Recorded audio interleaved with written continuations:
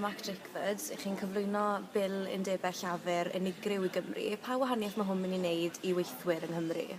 Wel, be mae'n mynd i wneud yw helpu ni i cryfhau y ffordd ni'n wneud pethau yma yng Nghymru. Y ffordd ni'n wneud pethau yw i gweithio mewn partneriaeth, mewn bobl sy'n gweithio yn y gwasanaethau cyhoeddus i ni a bobl sy'n redig y gwasanaethau cyhoeddus hefyd. Yn fy marn ni, mae'r pethau yn y deddf San Steffan ddim yn helpu o gwbl i wneud hwnna yn effeithiol a ni'n wneud camau yn y bil i Gymru i cryfhau y system sydd ni. Felly beth yn union bydd yn wahanol i'r bil yma a'r bil mae'r Llywodraeth Prydeinig wedi gyflwyno? Wel, y deddf gyda'r Llywodraeth Prydeinig yn ymosod ar undebau llafur. Maen nhw'n wneud y gwaith nhw fwy anodd. Mae'n wneud yn fwy anodd i bobl sy'n aelodau o'r undebau i talu i fewn, i bod aelodau.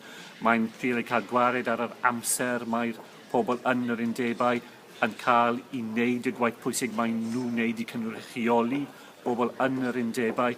A be ni'n wneud, ni'n jyst yn ailwampio'r pethau i helpu ni i cael undebau sy'n digon gryf i wneud y gwaith pwysig sydd dan nhw i wneud ac i dod at y bwrdd y gilydd gyda'r Llywodraeth Cymru, gyda bobl sy'n redig yn gwasanaethau cyhoeddus ac i'n cael datrys ar y problemau sydd ni, a ni'n wynebu problemau fel mae problemau dros y Dynes Unedig i gyd, ond i wynebu y problemau yna da gilydd.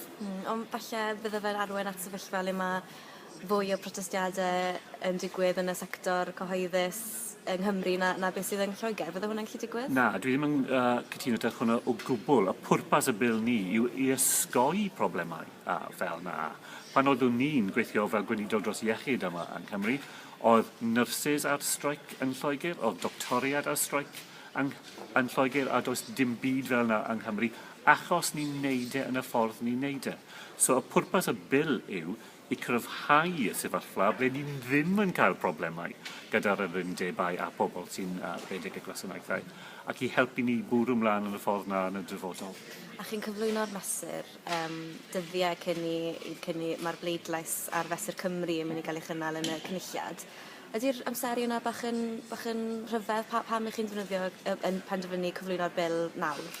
Wel, ni'n cyflwyno y bil nawr achos ni'n bwrw ymlaen gyda'r sefyllfa sydd ni ar hyn o bryd, ond ni'n addo i wneud yn y cynulliad diwetha pan oedd y Llywodraeth y Deyrnas Unedig ddim yn fodlon i grando ar y barnau y cynulliad genedlaethol. So, ni wedi bod yn paratoi y bil dyn y system sydd ni ar hyn o bryd. Mater o siawns yw ni'n bwrw ymlaen wythnos nesaf gyda'r bil ac y bil San Steffan o flaen y cynulliad ar yr un wythnos.